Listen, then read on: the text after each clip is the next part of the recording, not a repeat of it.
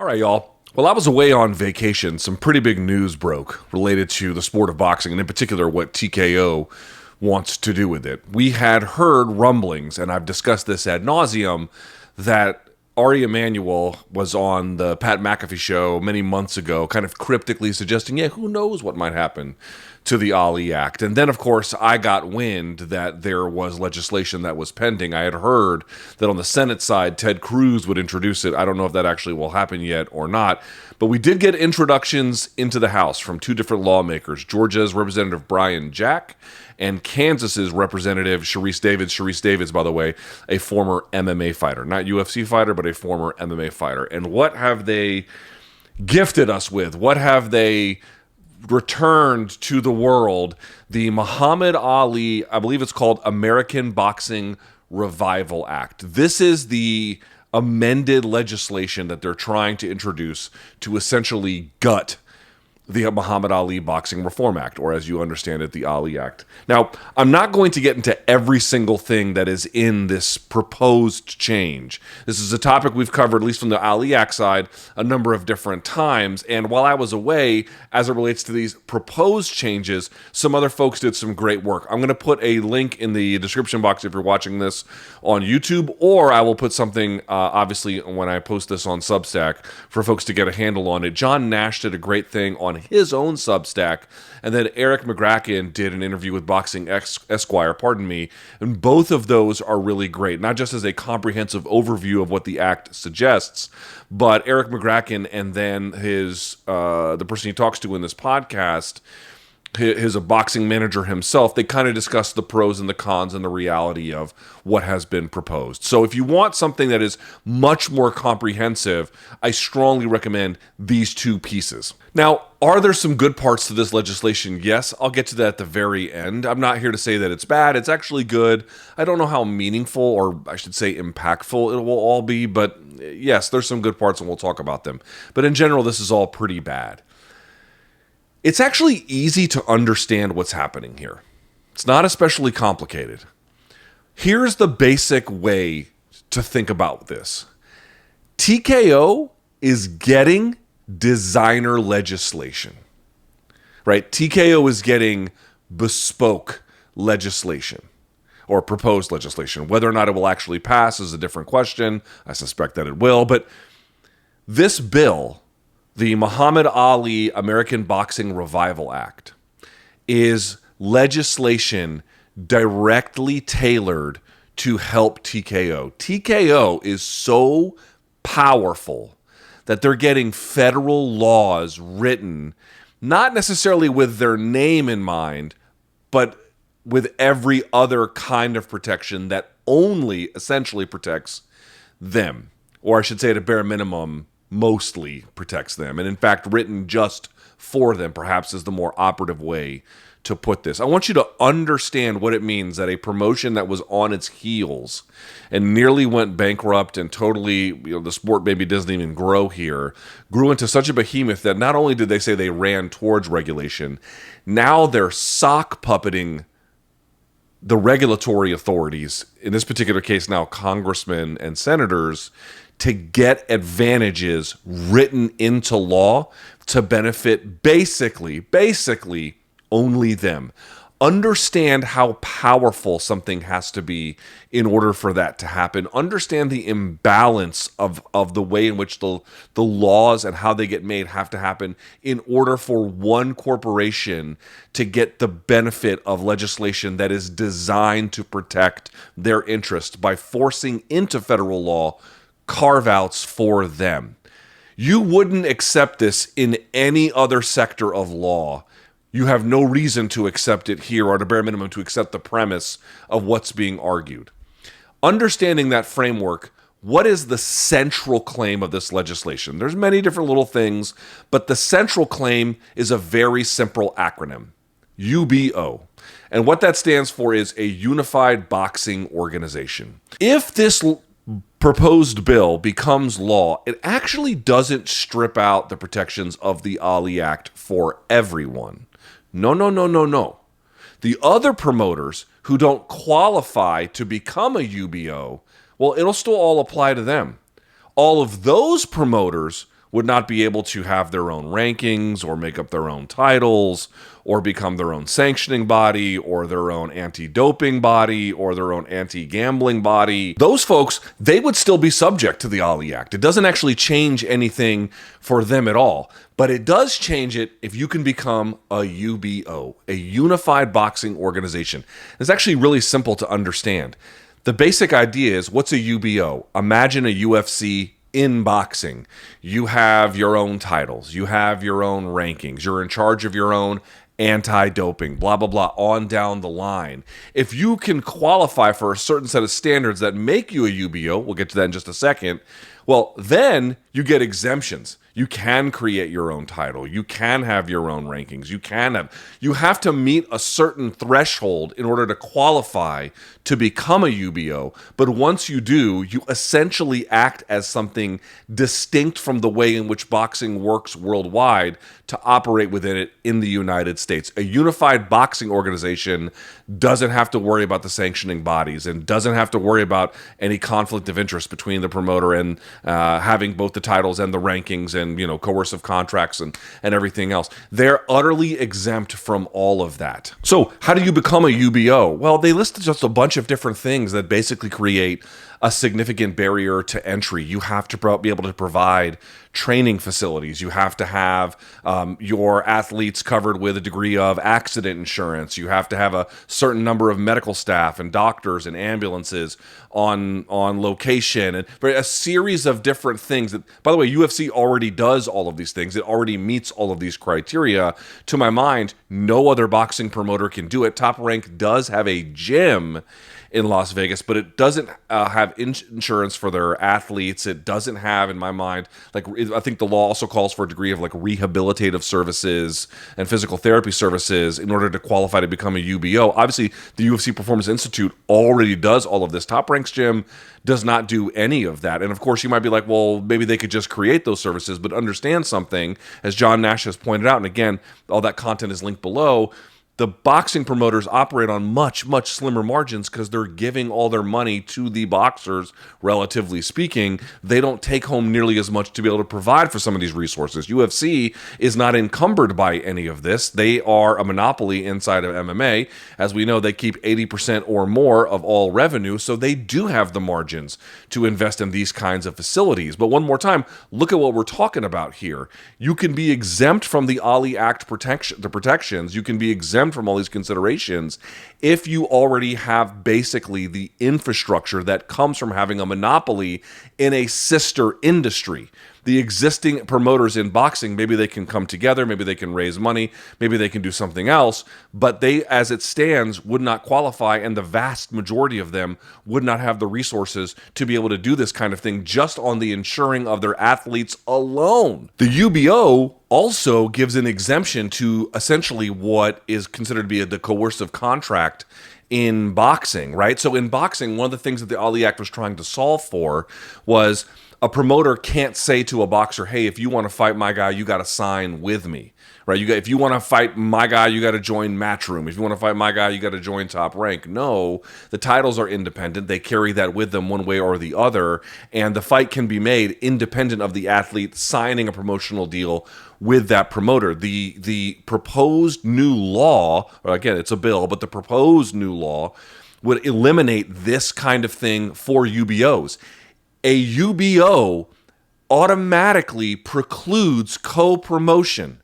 You might say, hey, Luke, isn't co-promoting the lack of it, there's not enough of it in boxing, already an existing problem? Yes, you'd be correct. This actually exacerbates it. And in fact, Eddie Hearn has already gone on the record to say he's trying to make even small-time fights that don't even air on TV, that they can't get the opponent that they want in certain cases because TKO will preclude them. This new law allows them to say a UBO athlete can only fight another UBO athlete inside the same UBO. So even if there was another UBO, that UBO fighter couldn't fight a different one. It all has to be contained within the same freaking universe. Folks, the implications of this are obviously quite disastrous for boxing. We understand boxing is not in a healthy place and that there are innumerable problems. And I have to say, timing is everything. The folks at the UFC, they did wait for just the right time. This appears to be a very, very good one in order to do it. You've got a compliant legislature. You don't have organized resistance. The networks would be happy to take something like this. And again, you've got legislatures just utterly willing to rip out any kind of protections in this industry and every other one. Like, the timing is quite perfect. But like, understand something. Zach Arnold has argued, for example, that like there could still be antitrust enforcement down the line in a future administration, but the UFC and TKO would be able to be like, oh yeah, well, like, we're operating well within the law, right? You guys allowed us to do this. We're just fulfilling the terms of the law that Congress set forth. How can we really be prosecuted for antitrust? There are ways in which to do it, but certainly it makes it much more difficult. Also, clearly this undermines, or is attempting to undermine, the existing sanctioning bodies. But as a way to make sure that the fighters' interests are protected, the notion of having sanctioning bodies as distinct from promoters, that need doesn't go away. They're in need of reform. They're in need of massive change. There is simply no question. Are they in need of absolute circumvention? Well, that's a very, very different kind of question. And again, this law, if enacted, would prohibit. It would not even be possible to have co-promotion as a consequence. And now you're adding in what this means for the sanctioning body. It all essentially undermines the existing order. This is not in something addition to boxing. This is designed to replace it. This is designed to control it. This is designed to undermine the way that the current system works, because it is fractured and broken and relatively weak.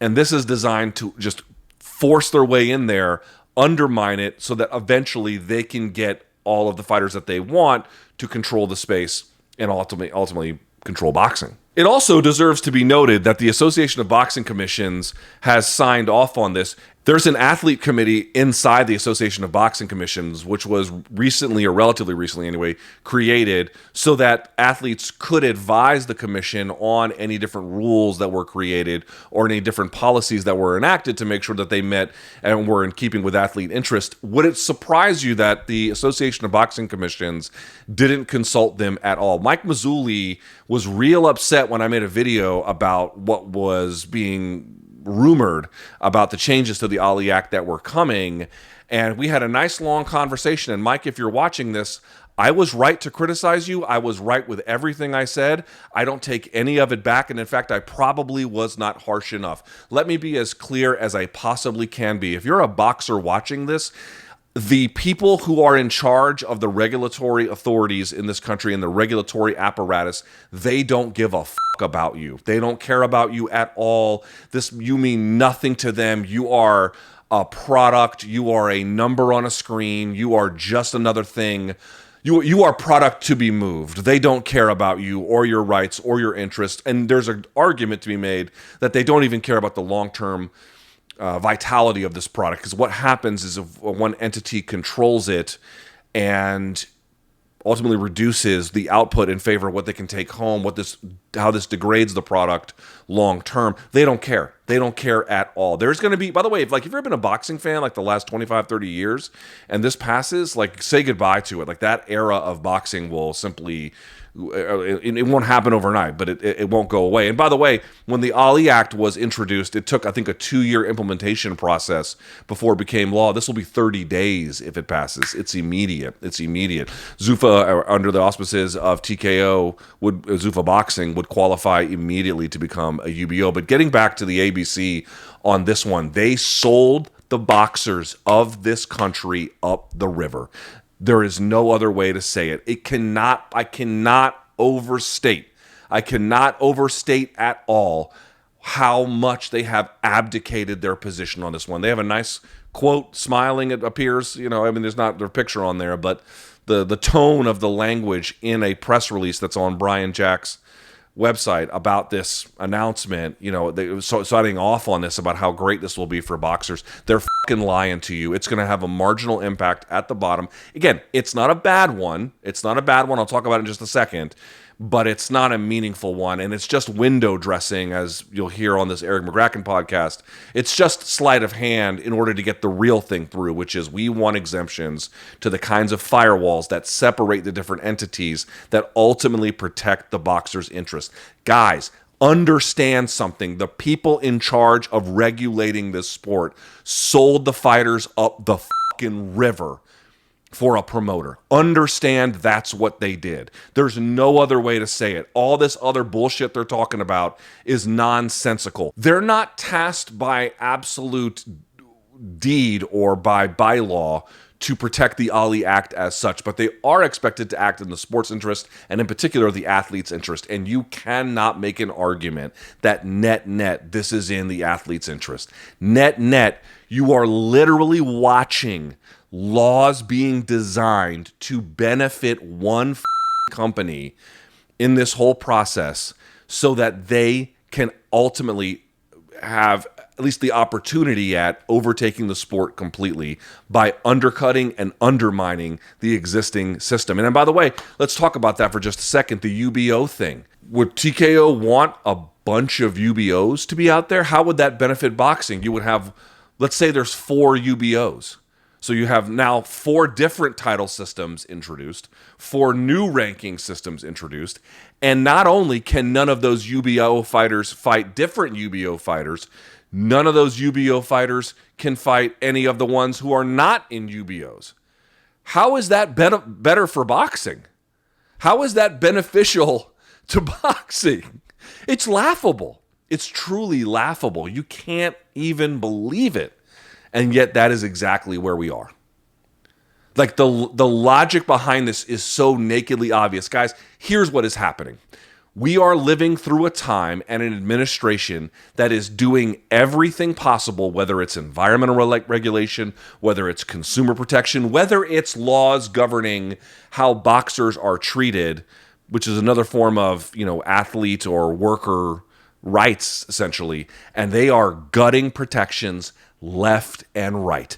This is merely part of a broader trend of what is happening. And they think you're so stupid that they can throw in a pittance, like we're going to up the level of insurance a little bit, or we're going to now pay a minimum for all boxing, UBO or non-UBO, $150 a round, which, for a 4-round bout gets you to about $600, which so irrelevant to how boxing can be improved. It's not a bad thing. It's a fine thing, but it's not.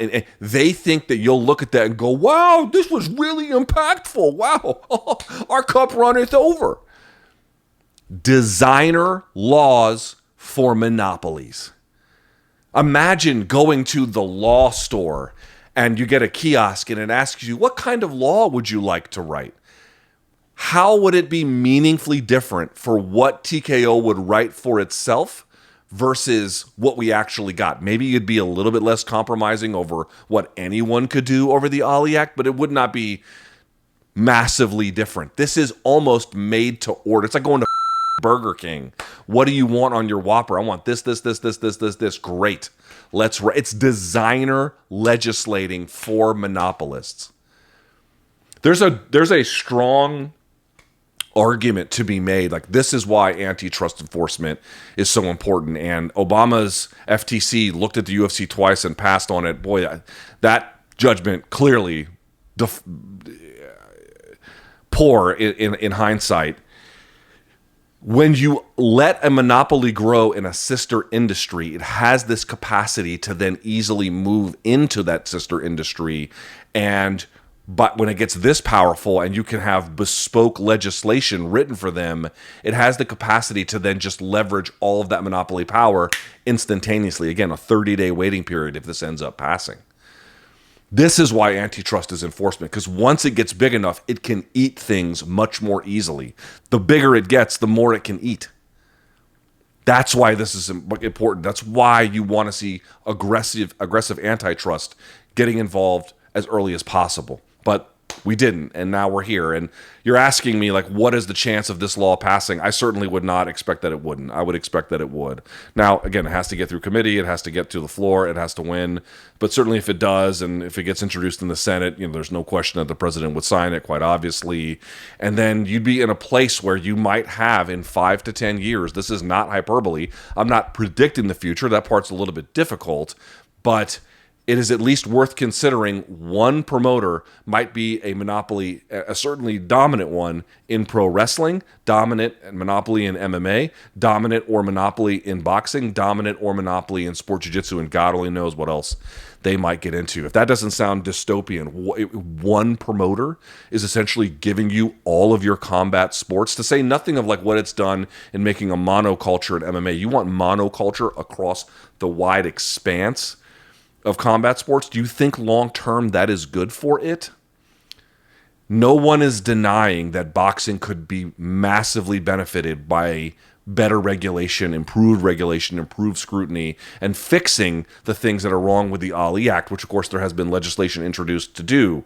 No one's doing that. They're not looking at the actual proposals that were suggested to fix the Ali Act after its implementation. They're just saying, we should just blow it up a little bit. Or at a bare minimum, we should create carve-outs for one company who can meet its criteria and then just let them have their way. Oh yeah, other ones could do it, but that would just make all of boxing demonstrably worse. Of course, that's not what that one UBO is going to want, and it's not what the regulators are going to want. They're not the ones pushing the legislation. They're not the ones who, I don't know how the legislation got authored, but I'm guessing significant input came from that office in Las Vegas, among other places within the TKO family anyway. It came from TKO, right? Or at least there was probably significant input. It's designed for them. Individual companies are getting legislation that has profound impacts on industries and stripping away workers' rights, essentially, written for one company at the highest level of government in this country. Game's over, folks. Boxing as you know it, if this goes through, is basically over. Not immediately, but certainly within 5 to 10 years. Every way in which you've understood boxing, essentially since the 90s, all of that will come apart in time. Bespoke legislation. You know you are in a new gilded age when bespoke legislation is being introduced to help create new monopolies, and the regulators in Congress are giving it a green light, and the regulators in boxing sold their souls to do the exact same thing. God help boxing. It's going to need it.